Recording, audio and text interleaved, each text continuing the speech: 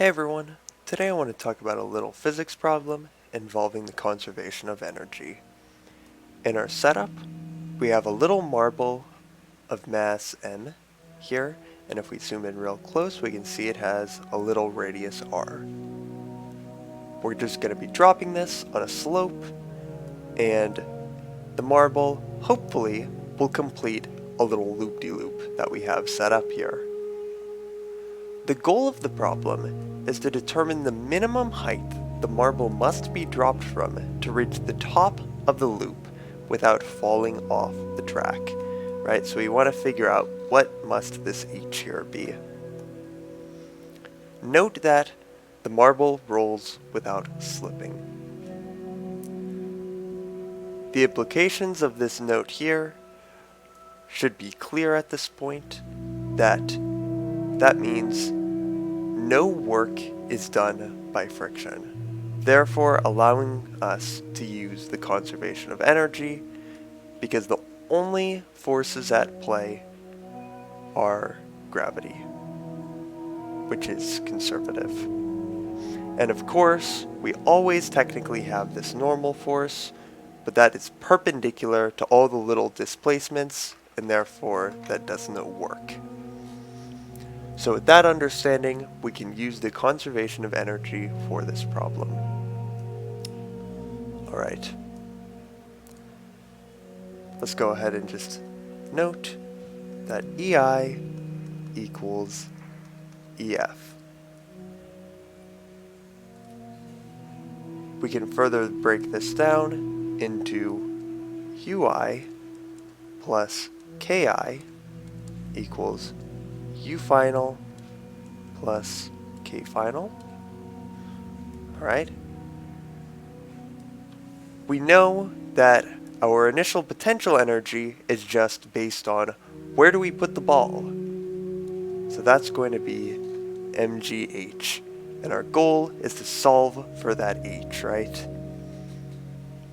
Our initial kinetic energy, well, if we're just placing the ball, that's going to be 0. So we've already figured out the left side of our equation.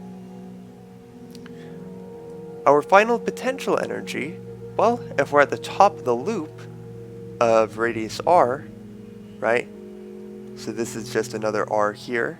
So this height at this point is 2r, right?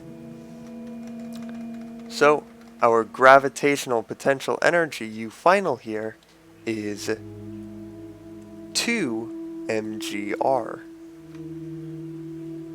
Simple enough.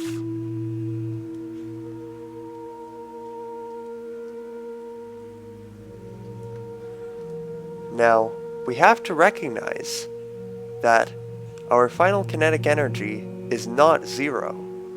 We need this ball to have some speed so that it doesn't fall off the track, right?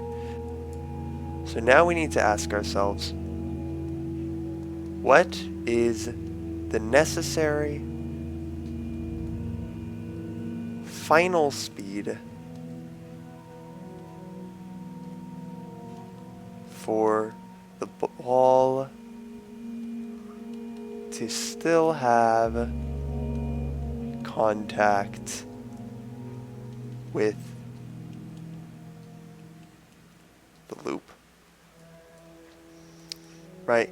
And if we imagine our ball at the very top of a loop, there's our loop and we'll put our little marble at the top of it.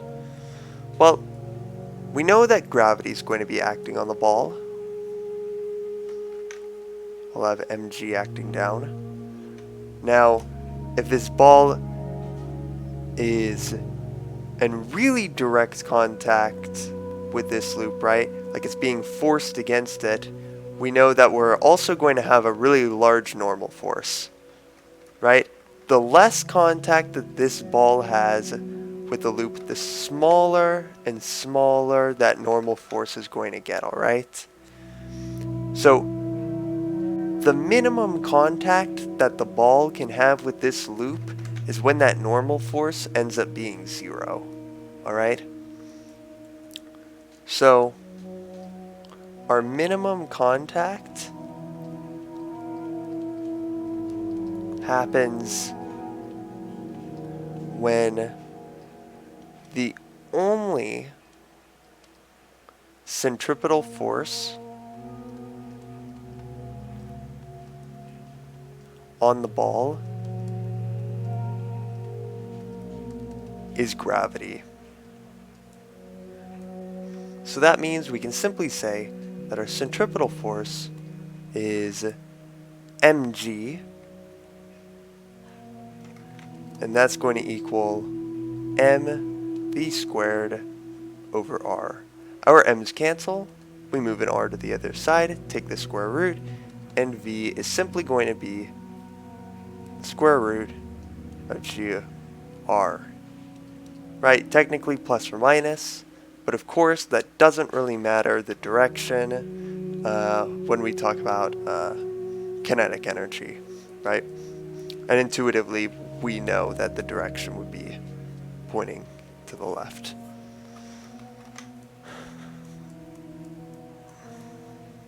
Alright, so we've gotten our condition for our linear velocity. That being said, we know that because this ball is rolling, our kinetic energy is going to break into two components, right? Rotation and a linear component.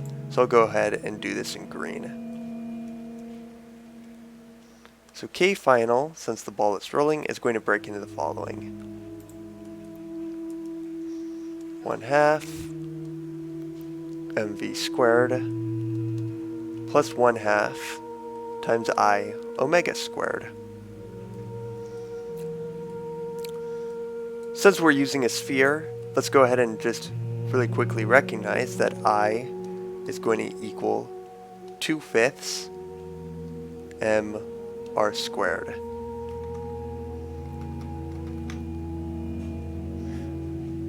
Our marble is effectively a sphere, so I is going to equal 2/5 m, and remember we labeled the little radius this little r, right? So 2/5 m times little r squared. And remember that the marble is rolling without slipping, so omega times r equals v. So omega equals v over little r. Let's go ahead and make those substitutions, and then after that I'll also substitute in my v equals square root g over r. So let's do that.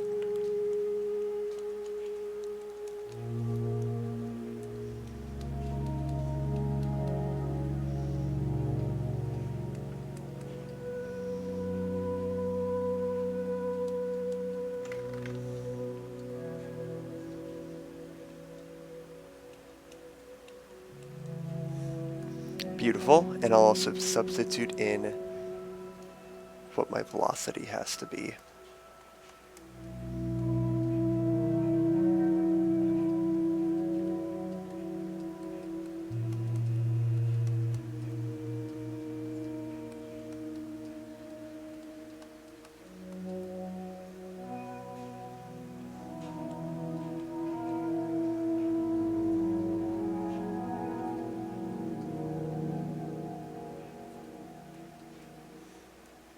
Perfect. I'll simplify this out.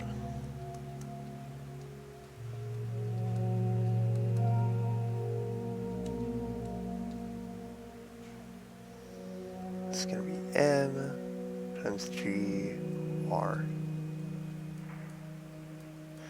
Isn't it so nice how our little r's end up canceling out, showing that the radius of the marble really didn't end up playing a factor in this problem.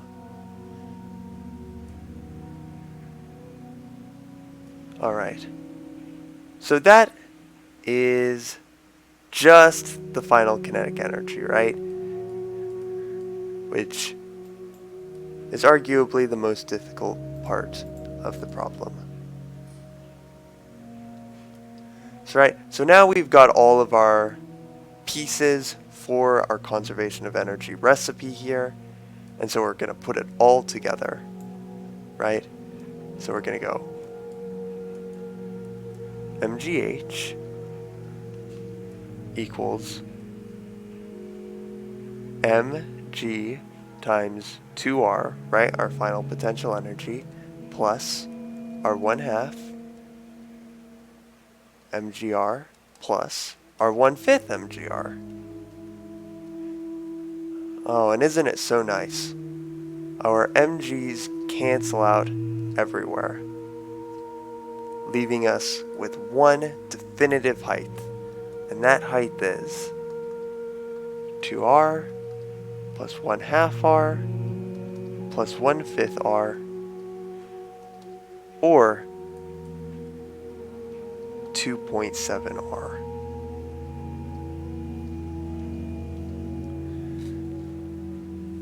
And there we go. The problem is solved. Thanks for watching.